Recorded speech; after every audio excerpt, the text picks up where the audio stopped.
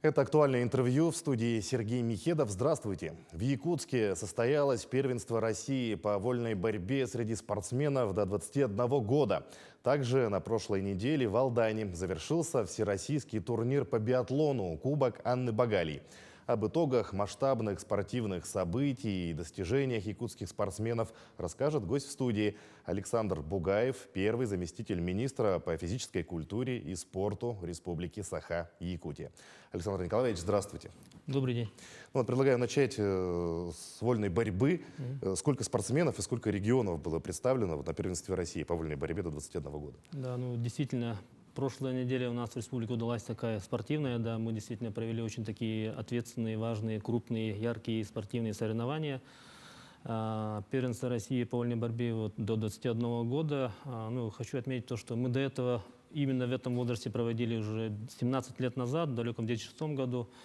И в этом году к нам приехали достаточно большое количество спортсменов, да, 298 участников, чисто спортсменов из 42 регионов России. То есть география большая, начиная от Крыма, Калининграда и заканчивая Дальним Востоком.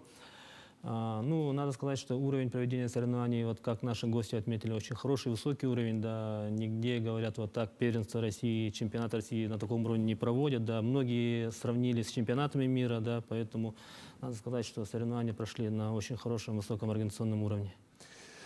Какие оценки можете дать по итогам выступления именно нашим спортсменам? У нас, значит, всего участвовали 42 спортсмена. Это сборная команды Республики Саха-Якутия, да. Может быть, кто-то скажет, что на первый взгляд, что медалей мало, да, но тем не менее, значит, проведена большая работа. Главная цель первенства — это что? Это просмотр ближайшего резерва. Так, эти ребята буквально через год, два, три, они уже выйдут во взрослые чемпионаты, будут участвовать, да, во взрослом возрасте. У нас результаты, как вы знаете, два у нас медалиста. Это, во-первых, в весовой категории 57 килограмм Лев Павлов. Мы все были свидетелями, как он в финале спортсмена из Дагестана очень уверенно и красиво, ярко победил. Да, Причем это принципиальный соперник был, да, они уже встречались ранее. Он закрепился, скажем так, да, и он сейчас, у него уже сейчас углубленный медосмотр будет в Москве. Значит, если что касательно именно Льва Павлова, то надо сказать, что он очень прибавил в мастерстве. Да. Мы все знаем, что он ранее в таких ответственных соревнованиях тоже доходил до полуфинала, финала, да, и досадно проигрывал. То сейчас видно то, что у него уже прибавилось очень много активных действий, да, в атаке, в защите, поэтому все болельщики очень были довольны. Также в весовой категории 70 килограмм Владимир Баяновский, он стал третьим призером первенства России, да, и также у нас три, значит, борца, спортсмена заняли 5-е места. Значит, это вот Данил Махначевский, Попов Эдуард и Григорий Фюлиан. То есть у нас ближайший резерв есть. Также чуть в старшем возрасте, до 23 лет, у нас есть Станислав Синобоев, да, мы на него тоже возлагаем большие надежды. Он является сам тоже двукратным победителем первенства России в своем возрасте. Поэтому ближайший резерв есть. Сейчас тренерский состав и сами спортсмены будут анализировать, да, конечно же, свои, может быть, какие-то вот ошибки будут, да, и это уже наш ближайший резерв, мир большого спорта. Как справились с организацией турнира? Какие были сложности, да, может быть, особенности турнира? Удалось ли справиться с этой работой? Пользуясь случаем, я хочу выразить слова благодарности всем нашим коллегам из министерств, ведомств, да, организаций. Да, мы все вместе это осилили. Как уже сказал, соревнования прошли на очень высоком уровне. Значит, автобаза, правительство нам выделило очень много автобусов, машин, Минздрав по медикам помогли. Значит, волонтерам большая благодарность, да, Центр работы с волонтерами, 70 волонтеров. Волонтер — это вообще особый случай, это, по сути, это лицо любого соревнования, где проводится, да, то есть они встречают спортсменов, гостей, грубо говоря, у трапа самолета, и также они провожают в аэропорту, да, то есть очень много впечатлений остается от работы волонтеров, поэтому им тоже очень большое спасибо. Большое спасибо Северо-Восточному федеральному университету, они нам предоставили префектуру смена, да, многие спортсмены там проживали. Так, вообще, соревнования прошли, то есть с точки зрения организации все четко было организовано, да. Ну, больших проблем не было. То есть республика за этот год, надо сказать, накопила достаточно большой опыт при проведении таких подобных крупных соревнований. Тем более мы будем сейчас готовиться в следующем году к играм Дети Азии, 8-летним играм Дети Азии. Да, поэтому этот год у нас такой подготовительный будет в целом по проведению таких мероприятий крупных.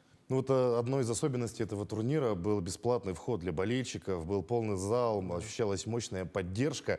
Вот расскажите об этом, какие вот оправдали ли ожидания эта мера? Мгм. Да, ну, на этом турнире мы приняли решение бесплатно, да, чтобы все сделать. Хотя один из особенностей это были прямые эфиры на канале НВК Саха, Мамон, также на сайте Вреструс, это Федерация спортивной борьбы, трансляция была. И впервые канал Матч Боец финал транслировал, да. Но тем не менее триумф практически был полный аншлаг, полный был, и вот эта поддержка, в первую очередь, для спортсменов, они об этом тоже многие команды отметили, да.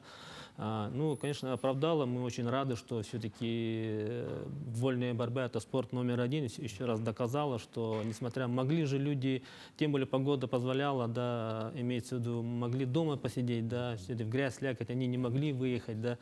Но они вот воочию все приходили в триумф и болели за своих ребят. Поэтому я думаю, что все это вот оправдало и все прошло все классно, скажем так. Ну, конечно, пришли вживую, поддержали, Да. это же ощущается, особенно для спортсменов, это очень важно.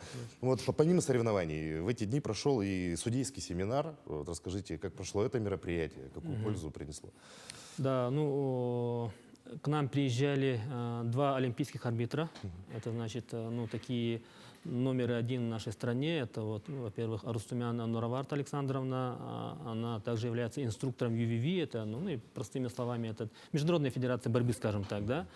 Олимпийский арбитр. И Базулин Алексей Николаевич, тоже судья, международный арбитр, олимпийский арбитр. Они проводили в течение недели семинар для судей. Это на два этапа, это теоретическая часть и практическая часть. Сначала до начала первенства они теорию проходили, и уже во время самого соревнования, самого первенства, они уже практику именно на судействе проходили. Да? И по итогам 18 судей сдали зачет, квалификационный зачет. Ну, конечно, это такие периодически проводятся. Во-первых, достаточно много изменений в международные правила вводятся, да, но не только в вольной борьбе, вообще по видам спорта. И вот они обучались новым правилам, и сразу же и в теории, и на практике они уже сдавали зачет. Поэтому тоже для судей, в том числе тоже для наших судей региональных, да, республиканских, это, конечно, тоже, ну, большая поддержка, помощь и для дальнейшего развития. А есть ли такая практика, что, например, региональные судьи работают на каких-то турнирах международного масштаба, может быть, в других странах? Выезжают, вообще такая Да, практика имеется же? конечно, такая практика имеется. Ну, сейчас с международными стартами сложновато, да, в связи вот санкций и так далее. Но такая практика имеется. В каждом регионе есть свои судьи. Это даже по правилам соревнований требуется. Когда наши спортсмены, команды выезжают на официальные соревнования по всей России, да, из команды обязательно должен быть хотя бы там по одному, по двум судьям, да. И эти судьи тоже вот зачеты сдают, повышают свою категорию, судейскую категорию. То есть это практикуется обязательно. Ну, теперь поговорим о биатлоне. Как прошел всероссийский турнир по биатлону, Кубок Анны Багалии в Алдане? Какие результаты? Да, вот вторые такие вот крупные соревнования — это биатлон. Он у нас проводился впервые. Он называется, значит, ну, всероссийские соревнования по биатлону Гран-при Кубок Анны Багалии. Ну, то, что касается самой Анны Ивановны Багалии, это легенда мирового биатлона, надо сказать. Она сама является двукратным олимпийским чемпионом, да, многократной чемпионкой Европы, мира, там, этапов Кубка мира. И она вот как только закончила, ну, ушла с большого спорта, и она вот начала вот именно развивать детско-юношеский биатлон в стране. И вот этот Кубок Анны Багалии она уже проводит на протяжении 10 лет по этапам, да, по многим регионам, где развивается в целом, культивируется лыжи, биатлон. И у нас в республике в этом году впервые мы провели. 17 регионов, юные биатлонисты к нам приехали, участников было более 230, да, и проводились по 5 возрастам, то есть, да, до 18 лет с маленького возраста. Ну, это вообще, этот проект, он очень такой, это не только соревнования, там много проводится и мастер-классы, это встреча с мировыми, скажем так, звездами, там, биатлона, лыж, да, очень много встреч таких и других мероприятий именно для детей, да, семинары проводятся для судей, для тренеров, для детей, там разные беседы, да, мастер-классы показывают. Ну, у нас сейчас на протяжении недели эти соревнования прошли. Значит, у нас ребята очень хорошо выступили. Всего по итогам 25 медалей у якутских биатлонистов, юных биатлонистов. Из них 6 золотых, 9 серебряных и, получается, 10 бронзовых медалей. Вот у нас ну, явные лидеры, это, значит, Александр Процук, да, и вот Регина, она вот, они вот стали абсолютными победителями данных соревнований. Мгм. Ну, то есть у нас Регина есть, Петрова, у нас да. есть 25 медалистов, получается, Да. да? То есть это, можно сказать, будущее и российского биатлона, не только якутского. Да, у нас очень хороший тренер работает, да, значит, Сафаров Альберт Талгатович, он у нас с 2012 года здесь тренирует детей, у нас есть уже первые мастера спорта в таком виде спорта, да, есть уже кандидаты, члены юношеской сборной команды России, поэтому биатлон у нас вот очень так хорошо развивается. Ну, алданская площадка уже известна, в принципе, в Да. России. Там проводят сборы и сборная нашей страны. Вот расскажите, в этом году приезжала ли сборная, или приедет, или уже приехала? Да, ну, начиная с 2014 года ежегодно, осенью к нам ежегодно приезжают члены сборной команды России. Это по лыжным гонкам, спринт и по биатлону. И впервые вот, значит, весной, ну так на их профессиональном языке называется весенняя закатка, да, это, то есть, Ну, вкатка, по-моему, да? да, вкатка это Сезон. осенью, Осенью а они вот вкатка, сейчас вы закатка, закатка, всё да, и они сейчас вот впервые к нам приехали, команда, группа Юрия Михайловича Каминского, заслуженного тренера России, это наш большой друг, товарищ, который нас очень поддерживает, нам помогает. Он со своей командой, с биатлонистами они приехали. Также в составе Максима Максимов, это тоже мастер спорта международного класса, тренер тоже сборной команды биатлону. И они вот в выходные приехали, и в течение 2 недель они будут ну, закатываться да, на натуральном снегу, заключительный, скажем так, закрытие сезона. А потом уже у них начинается уже летняя работа. Да, и они сейчас... И в эту пятницу, на 21 апреля, мы ежегодно проводим тоже этап завершающий, это чемпионат по биатлону. Да, и вот эти вот спортсмены, члены сборной команды России по биатлону, они будут участвовать на этих соревнованиях. Также к нам завтра приедет тоже наш тоже большой друг, товарищ, олимпийский чемпион Никита Крюков. Никита Крюков с Антоном Гафаровым, тоже, это тоже известный очень лыжник. Они тоже будут мастер-классы проводить, будут встречаться с юными спортсменами, что стало уже доброй традицией. Да, Никита к нам ежегодно приезжает. Я думаю, может быть, возможно, они даже в биатлоне сами тоже будут участвовать. Посмотрим. Ну, увидим. Александр Николаевич, большое спасибо, что нашли время, пришли к нам, ответили на наши вопросы.